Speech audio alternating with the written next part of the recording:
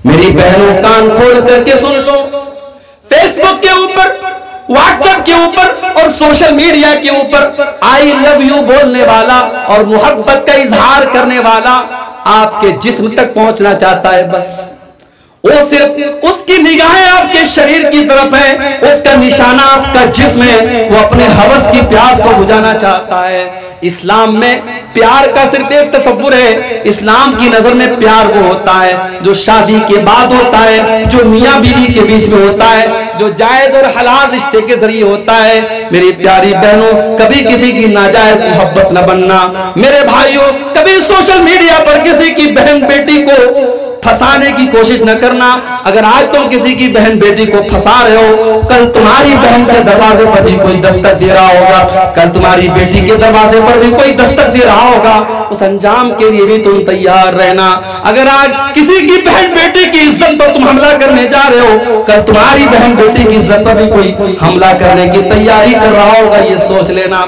तुम Valentine's day पर अगर किसी की बेटी को और किसी की बहन को गुलाब का फूल दे करके मोहब्बत का इजहार कर रहे हो, तो जा करके अपने घर में पता लगा लेना, तुम्हारी बहन को भी किसी ने गुलाब का फूल दिया होगा, तुम्हारी बेटी को भी किसी ने गुलाब का फूल दिया होगा। दुनिया का उसूल यही है मेरे भाई, जैसी करनी वैसी भरनी। अगर आज दूसरों की इज्जतों पर आप निशाना साध रहे हैं तो आपकी इज्जतें भी खतरे में है। मेरे भाइयों, सोशल मीडिया को नाजायज मोहब्बत का और नाजायज प्यार का जरिया मत बनाओ। सोशल मीडिया से बहुत अच्छे काम भी हो सकते हैं। वल्लाह मुझे बहुत खुशी होती है, मैं नेपाल में बहुत कम आ पाता हूं, मेरे साथ अपनी मजबूरियां हैं, अपनी मसरूफियात हैं, मगर जब नेपाल के जलसों में जाता हूं और लोग बड़ी मोहब्बत से मिलते हैं। कुछ लोग कहते हैं मौलाना आज तक आपको यूट्यूब पर सुनते थे, आज तक आपको सोशल मीडिया पर सुनते थे, आज पहली बार देख रहे हैं। लोग बड़ी खुशी से मिलते हैं तो दिल बड़ा खुश होता है मेरे भाई। मैं कहता हूं, मैं बनारस का रहने वाला, आप 500-600 किलोमीटर दूर नेपाल की सरजमीन पर रहते हैं। मेरा और आपका क्या रिश्ता है? एक ही रिश्ता है, ला इलाहा इल्लल्लाह मुहम्मद रसूलुल्लाह का रिश्ता है, दीन का रिश्ता है, ईमान का रिश्ता है। और आज सोशल मीडिया के जरिए ये रिश्ता मजबूत हो रहा है। सोशल मीडिया के जरिए आप मुझे सुनते हैं, आप मेरी बातों को सुनते हैं। सोशल मीडिया का अच्छा इस्तेमाल भी किया जा सकता है मेरे भाइयों, इसका गलत इस्तेमाल मत करो, गंदगी फैलाने का जरिया मत बनने दो। कान खोल करके सुन लो, अगर सोशल मीडिया का हम गलत इस्तेमाल करते हैं तो 3 चीजें हमारे हक में, हमारे खिलाफ गवाही देंगी क़यामत के। जब हम मोबाइल पर कोई चीज देखते हैं तो सबसे पहले हमारी आंख देखती है, उसके बाद हमारे कान से सुनते हैं हम, और उंगली से टच करते हैं। 3 चीजें जब भी हम मोबाइल इस्तेमाल करते हैं उसमें 3 चीजें इन्वॉल्व होती हैं। एक हमारी उंगली, एक हमारी आंखें और एक हमारे कान। और कयामत के दिन यही तीनों हमारे खिलाफ गवाही देंगे। हत्ता इज़ा मा जाऊहा शहिदा अलैहिम समउहुम व अबसारुहुम व जुलूदुहुम बिमा कानू यामलून। कयामत के दिन तुम्हारे कान तुम्हारे खिलाफ गवाही देंगे, तुम्हारी आंखें तुम्हारे खिलाफ गवाही देंगी, तुम्हारे बदन की चमड़ी तुम्हारे खिलाफ गवाही देगी। वक़ालू लिजुलूदिहिम लिमा शहिदतुम अलैना क़ालू अंतक़नल्लाहुल्लज़ी अंतक़ कुल्ल शै। इंसान अपनी चमड़ी से बोलेगा कि तू कैसे बोल रही है, तू कैसे बात करे। इंसान की उंगली, इंसान के बदन की चमड़ी बोलेगी कि आज अल्लाह ने हमको बोलना सिखाया है। इस उंगली से क्या क्या टच कर रहे हो, क्या क्या मोबाइल पे खोल रहे हो। तुमने हिस्ट्री से सब डिलीट कर दिया, तुमने ब्राउजर से सब डिलीट कर दिया, तुमने सारे सबूत मिटा दिए, मगर उंगली बताएगी तुमने क्या क्या टच किया था। मेरे नौजवान साथियों, सोशल मीडिया का गलत इस्तेमाल मत करो। और मैं गार्जियन हजरात से कहना चाहूंगा, मैं माओ से कहना चाहूंगा, जवान बेटियों को अगर आपने मोबाइल दिया है तो नजर रखिए। ये रात को 2 बजे किससे बात हो रही है, ये रास्ते में चल रही है, किससे मुस्कुरा के बात कर रही है। ये कॉलेज में जाती है, आपने 5,000 का मोबाइल दिलाया और वो घर में 50,000 का आईफोन लेके आ रही है। किसने उसको 50,000 का मोबाइल दिलाया? आप रिचार्ज नहीं करवाते अपनी बेटी के मोबाइल में, आपने पैसा भी नहीं दिया, हर महीने उसके मोबाइल पर रिचार्ज हो रहा है। कौन रिचार्ज करवा रहा है? एक मुरब्बी की, एक गार्जियन की जिम्मेदारी है मेरे भाइयों, वो देखे उसका बेटा कहां जा रहा है, उसकी बेटी कहां जा रही है। अगर आपने ये फर्ज नहीं निभाया तो अल्लाह की आपकी पकड़ होगी मेरे प्यारे साथी। अपनी औलाद की अखलाकी तरबियत भी करो मेरे भाइयों, अपनी औलाद को तौर तरीका सिखाओ जो इस्लाम ने सिखाया है। हजरत लुकमान को देखो अपने बच्चे से क्या कहते हैं, या बुनैया ला तमशी फिल अर्ज़ि मरहा, कहते हैं मेरे बच्चे तू जमीन में अकड़ करके न चलना, इन्नल्लाहा ला युहिब्बु कुल्ला मुख्तालिन फखूर, ऐ मेरे बच्चे अल्लाह ताला अकड़ने वालों को, घमंड करने वालों को पसंद नहीं करता है। और कहते वला तुसइर खद्दका लिन्नास, ऐ मेरे बच्चे तू गाल फुला करके लोगों से न मिलाकर, और फरमाते वक्सित फी मशीका, जब तू चला कर तो तेरी चाल में मियां न रवि होनी चाहिए, तू अकड़ करके न चला कर, वगजुज मिन सौतिक, जब तू बात करे तो तेरी आवाज पस्त होनी चाहिए, तू चिल्ला चिल्ला के बात न किया कर। अगर आप अपने बच्चों को ये तालीम देंगे, आपके घर में बच्चों की आवाज से पता चल जाएगा आपने बच्चों की तरबियत कैसे की है। जिस घर से बच्चों के चिल्लाने की आवाजें आए, जिस घर से औरतों के चिल्लाने की आवाजें आए, जिस घर से जवान लड़कियों के चिल्लाने की आवाजें आए, समझ जाओ उस घर में माँ बाप अपने बच्चों की तरबियत नहीं करते। मोहल्ले के और गांव के लड़के आपके घर में आते हैं, आप अपनी बेटी से कहते अंदर चली जाओ, बेटी से कहते पर्दा कर, ये गांव का लड़का है, मोहल्ले का लड़का है, बहुत अच्छी बात है। आपकी लड़की जवान हो गई, आपने मोहल्ले के लोगों से, गांव के लोगों से पर्दा कराया, आपकी लड़की की खाला का बेटा आया, आपकी लड़की के सामने जाके बैठा हुआ है, बंद कमरे में दोनों बैठे हुए हैं, मोबाइल देख रहे हैं, आपको कोई चिंता नहीं, कहते वो तो खाला का लड़का है, मामू का लड़का है, चाचा का लड़का है। मेरे प्यारे साथियों कान खोल करके सुन लो, जिस तरीके से अपनी जवान बेटियों को अपने गांव के बच्चों से बचाते हो, उसकी खाला के लड़के से भी बचाओ, उसके मामू के लड़के से भी बचाओ, उसके चाचा के लड़के से भी बचाओ, क्योंकि ये रिश्तेदार आपकी बेटी के लिए गैर महरम है, और गैर महरम से आपकी जवान बेटी को पर्दा करना है। आपके घर में अगर देवर और भाभी के बीच में पर्दा नहीं हो रहा है, तो देवर और भाभी के बीच में भी पर्दा होना चाहिए। अगर देवर जवान है, अगर देवर बड़ा है, भाभी से देवर से हंसी मजाक हो रहा है, बेहुदा और वल्गर बातें हो रही हैं, याद रखो मेरे भाइयों, देवर भाभी के बीच में ये इस तरीके की बातें हराम है, गलत है, नाजायज है। अगर जीजा साली के बीच में, अगर जीजा साली के बीच में बेतकल्लुफी हो रही है, और जीजा अपनी साली को बाइक पर बिठा करके घुमा रहा है और अकेले ले जा करके तफरी करा रहा है, ये भी गलत है। कान खोल करके सुन लो, ये भी गलत है। अल्लाह के नबी फरमाते हैं इय्याकुम वद्दुखूल अलन निसा, गैर महरम औरतों के पास न जाया करो। साहबा ने कहा अल्लाह के नबी, क्या देवर अपनी भाभी के पास भी नहीं जा सकता? क्या जीजा अपनी साली के पास भी नहीं जा सकता?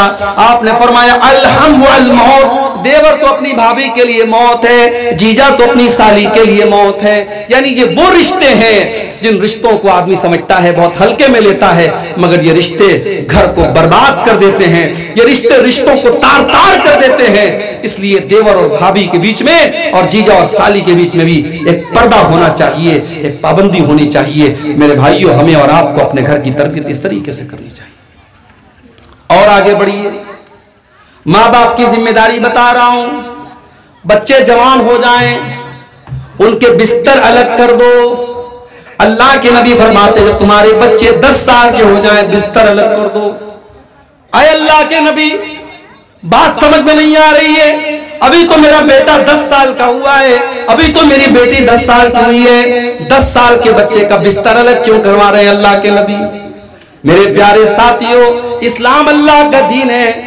अल्लाह ताला खूब जानता है इंसान की कमजोरी क्या है। जब बच्चा 10 साल का हो जाता है, जब लड़की 10 साल की हो जाती है, अब वो धीरे धीरे बुलूगत की तरफ जा रहे हैं। अब लड़का बालिग हो रहा है, अब लड़की बालिग हो रही है। अब एक बिस्तर पे लड़का लड़का दोनों साथ में सो रहे हैं, एक ही चादर में, एक ही कंबल में सो रहे हैं, या लड़का लड़की साथ में सो रहे हैं, ये मुनासिब नहीं है। इस्लाम ने ज़िनाकारी तक पहुंचाने वाले चोर दरवाजों से भी रोका है। समाज में जहां जहां से ज़िनाकारी आ सकती है, बेहयाई आ सकती है, बेगैरती आ सकती है, समाज ने उन सारे रास्तों से रोका है। आपके बच्चे 10 साल के हो जाएं, अल्लाह के नबी फरमाते बिस्तर अलग कर दो।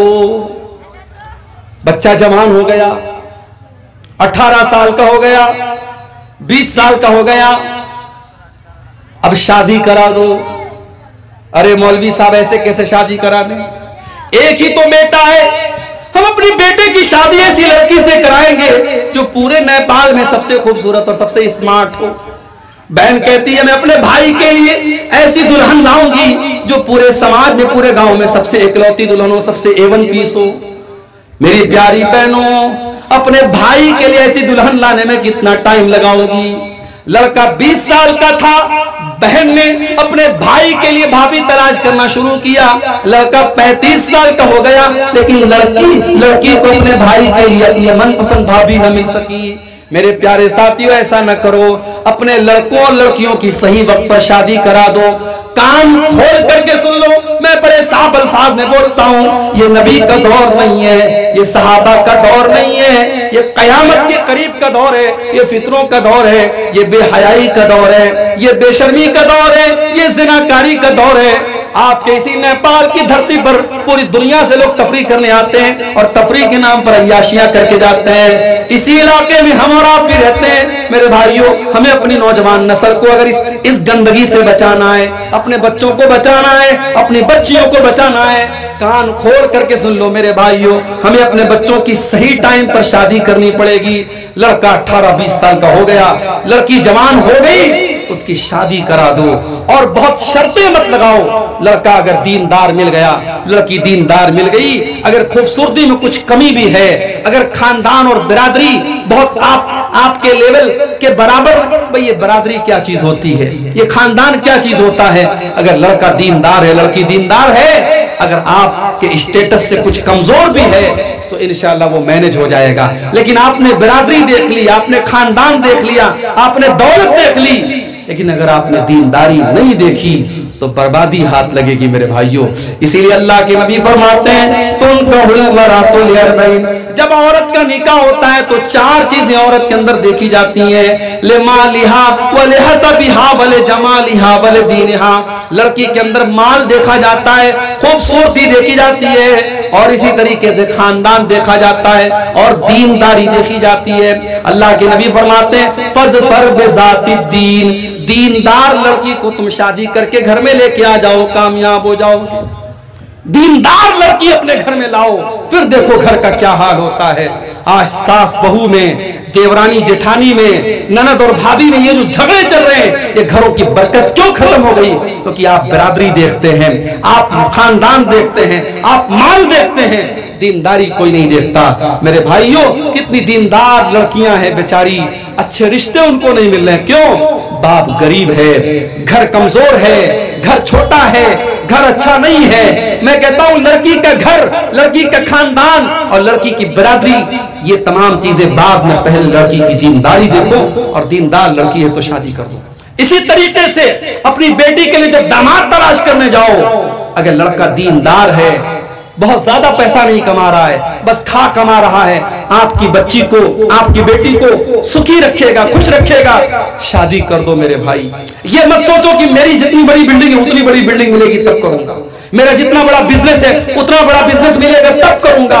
अगर इस इंतजार में रहोगे, हो सकता है आपकी लड़की की उम्र निकलती चली जाए। आज वो 20 साल की है, कल वो 30 साल की हो जाए। ये 10-10 साल जो अपने बच्चों के बर्बाद कर रहे हो मेरे भाई, ये फितनों का दौर है। अपने बच्चों को गुनाह पर मजबूर मत करो, अपने बच्चों को ज़िना की तरफ मत लेके जाओ। अल्लाह के नबी फरमाते हैं, इज़ा खतब इलैकुम मिम्मन तज़ौना दीनहु व खुल्क़हु फज़व्विजू।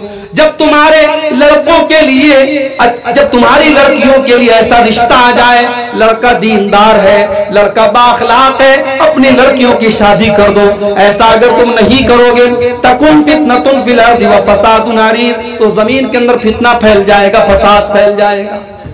दीनदारी की बुनियाद पर आप रिश्ता कर दो मेरे भाई। अपने लड़कों और लड़कियों की सही टाइम पर शादी करो, शादी में देर ना करो। और इसी तरीके से बाप की एक जिम्मेदारी ये भी है मेरे भाई कि अपनी औलाद के साथ इंसाफ करे। 4 बेटे हैं तो चारों को अगर कोई चीज दे रहा है तो चारों को दे। ऐसा न करे कि एक को दे रहा है 3 को नहीं दे रहा है, 3 को दे रहा है 1 को नहीं दे रहा है। अगर ऐसी नाइंसाफी बाप कर रहा है, अल्लाह क्या उसकी गर्दन फंसने वाली है, वो तैयार है। अल्लाह के नबी के पास एक साहबी आते हैं, अय अल्लाह के नबी, मैं अपने एक बेटे को एक बाग देना चाहता हूं और मैं चाहता हूं कि आपको इसके ऊपर गवाह बना लूं। इस एग्रीमेंट के ऊपर मैं आपको गवाह बनाना चाहता हूं। अल्लाह के नबी फरमाते क्या तुम्हारे और भी बेटे हैं? कहाँ आए अल्लाह के नबी और भी बेटे हैं? आपने फरमाया क्या सबको तुमने दिया है? नहीं नहीं, सबको नहीं दिया है। आपने फरमाया जब सबको नहीं दिया है और एक बेटे को देना चाहते हो, ला तुशहिदनी अला जौरी, तो ये जुल्म है और जुल्म के ऊपर मैं गवाही नहीं दूंगा। आपने ये भी फरमाया वत्तकुल्लाह वादिलू बैन औलादिकुम, अल्लाह से डरो और अपनी औलाद के साथ इंसाफ करो। इसी बिहार में कटिहार में एक प्रोग्राम में मैं गया, एक नौजवान मुझे मिला, कहा मौलवी साहब मेरे बाप के 6 बेटे, हम लोग 6 भाई हैं, सब अलग अलग रहते हैं, छोटा वाला भाई बाप के साथ रहता है, बाप के पास लाखों की प्रॉपर्टी है, सिर्फ खेत से जो अनाज आता है वो लाखों रुपए का आता है, बाप एक पैसा हम लोगों को नहीं देता है, सारी दौलत बाप अपने छोटे बेटे को देता है। कहा मौलवी साहब मेरी बेटियां बड़ी हो गई, मुझे शादी करना है, लेकिन मैं मजबूर हूं, एक एक पैसा मैं जमा कर रहा हूं, मेरे बाप की प्रॉपर्टी से मुझे कोई मतलब नहीं है। उस बेटे की आंख से आंसू थे मेरे भाई। हर केस में जरूरी नहीं है कि माँ बाप की आंखों में औलाद की वजह से आंसू हो, ऐसा भी हो सकता है औलाद की आंखों में माँ बाप की वजह से आंसू। इसलिए मेरे भाइयों, अगर औलाद की ये जिम्मेदारी है कि अपनी माँ का हक अदा करे, अपने बाप का हक अदा करे, तो माँ बाप की भी जिम्मेदारी है कि अपनी औलाद का हक अदा करे और औलाद के साथ नाइंसाफी न करे, औलाद के साथ हक तलफी न करे, औलाद के साथ जुल्म मत करो। और अगर किसी ने अपनी औलाद को अपनी जमीन और जायदाद से महरूम कर दिया, वो कयामत के दिन हिसाब देने के लिए तैयार है। अल्लाह पूछेगा तुझे किसने राइट दिया, किसने अधिकार दिया, तूने अपनी औलाद को इस जमीन से, इस जायदाद से क्यों महरूम किया था। और आखिरी चीज ये है मेरे भाइयों, औलाद की जिम्मेदारी के ताल्लुक से, कि हम और आप अगर औलाद वाले हैं तो हम अपनी औलाद के लिए दुआ भी किया करें। औलाद देने वाला अल्लाह है और औलाद की इस्लाह करने वाला भी अल्लाह है। 2 दुआएं मैं आपको सिखाता हूं, पूरी तकरीर में आपने कुछ सीखा हो या नहीं सीखा हो, ये दोनों दुआएं जरूर सीख लीजिए, ये आपके काम आएगी। पहली दुआ आपको मिलेगी कुरान मजीद के 19वें पारे में, सूरह फुरकान के आखिर में आपको यह दुआ मिलेगी, रब्बना हब लना मिन अज़वाजिना व ज़ुर्रिय्यातिना कुर्रता आयुन वजअलना लिलमुत्तक़ीना इमामा। बड़ी प्यारी दुआ है, ये अल्लाह के खास बंदे ये दुआ पढ़ते हैं। ऐ हमारे परवरदिगार, हमारे बीवी बच्चों को हमारी आंखों की ठंडक बना दे, हमारी बीवियों को दीनदार बना दे, हमारे बच्चों को दीनदार बना दे, वजअलना लिलमुत्तक़ीना इमामा, और ऐ अल्लाह हमें मुत्तकियों का इमाम बना दे, हमें परहेजगारों का इमाम बना दे, हमें अल्लाह से डरने वालों का इमाम बना दे। ये बड़ी प्यारी दुआ है, ये कुरान के 19वें पारे में सूरह फुरकान के आखिर में आपको